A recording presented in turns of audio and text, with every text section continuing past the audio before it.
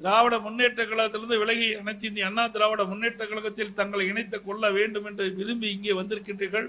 உங்களை வருகின்ற பொழுது பல பேர் மிரட்டப்பட்டதாக எனக்கு செய்தி. எந்த மிரட்டல் உரட்டல் எதற்கும் அஞ்ச வேண்டிய அவசியம் இல்லை. அவர் காலத்தினுடைய நிலையை அறியாமல் இன்றைக்கு இப்படிப்பட்ட செயலில் ஈடுபட்டுக் கொண்டிருக்கின்றார்கள்.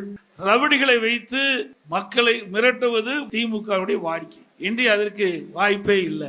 அண்ணா திமுக ஆட்சி என்பது சட்டத்தின் ஆட்சியாக இருக்கும். ஆகவே திமுக ஒன்றிய செயலாளர் மக்களை மக்களாக மதிக்கப்பட வேண்டும்.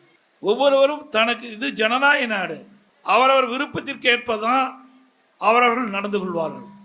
அவளை கட்டாயப்படுத்தி யாருமே ஒரு இயக்கத்திலே வைத்திருக்க முடியாது.